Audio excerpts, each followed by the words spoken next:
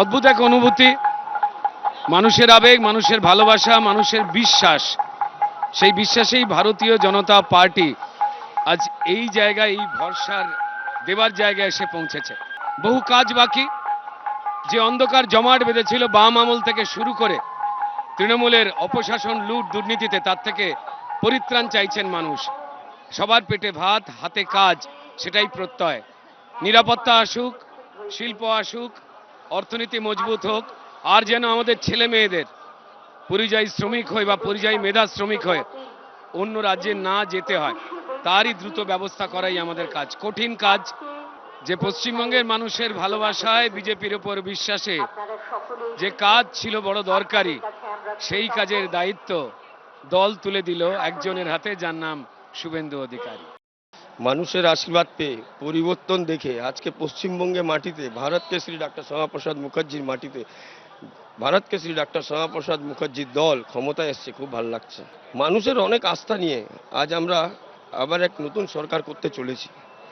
এই সরকার মানুষের কাজ করবে, জনগণের কাজ করবে, জনগণের সেবার জন্য পরিবর্তন। আজ সত্যিকারে খুব ভালো লাগছে যে জনগণের সরকার আজ ক্ষমতায় এসছে। এই প্রথম ব্রিগেড আসা? হ্যাঁ, আগে কোনো না। মানে প্রথমবার ব্রিগেড এলেন বিধায়ক হয়ে? হ্যাঁ হ্যাঁ। আগে কখনো ইচ্ছে করেছে ব্রিগেড আসতে? না, কোনোদিন আসিনি, আসার ইচ্ছাও হয়নি আর কি। হ্যাঁ, আমি এসছি এমনি কারণ কাজে এসছি, এমনি কোনো মিটিং মিছিলে আসিনি, এমনি কোনো কাজে হয়তো এসছি, পাশ দিয়ে গেলাম, এইরকম ভাবেই এসছি। কি মনে পড়ছে আজকে? সব সময় যেটা হয়, মেয়েকে ভীষণভাবে মিস করি সব সময়। আমরা তিনজন ছিলাম, দুজন হয়ে গেছি। এই যে ব্যথাটা, এই যে অনুভূতিটা, এটা সব সময় থাকে, এখনো আছে। কোথাও আমি যেতাম না ওকে না নিয়ে, সেই হাতটা আর নেই। কোথাও বেরোলেই আমার হাত ধরে হাঁটতো, যতই বড় হয়ে গেছিল। সেটা সবসময় মিস করি, কখনো ওকে ছাড়া বেরোতাম না।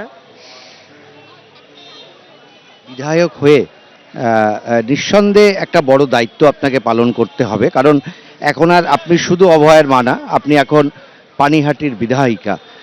সেক্ষেত্রে কিছু ভাবনা চিন্তা করেছেন? হ্যাঁ, পানিহাটির মানুষের যেসব অভাব অভিযোগের কথা বলা হয়েছে আমাকে, সেগুলো আমি করার চেষ্টা করব। কারণ বিগত প্রায় 30 বছর ধরে পানিহাটিতে কোনো উন্নয়ন হয়নি। সেটা ড্রেনেজ ব্যবস্থা, রাস্তাঘাট কিছুই ভালো নেই। সেগুলো আমি চেষ্টা করব। আর মেয়ের ন্যায় বিচার সবচেয়ে আগে। মানে আর যাতে কেউ অভয়া না হয়, এবং আমরা যে যন্ত্রণা সেদিন সহ্য করেছিলাম, ওটা যেন কোনো বাবা মার আর না করতে হয়। এটাই আপনার সবচাইতে বড় চাওয়া? হ্যাঁ, এটাই চাওয়া সবচেয়ে বড় ঠাকুরের কাছে।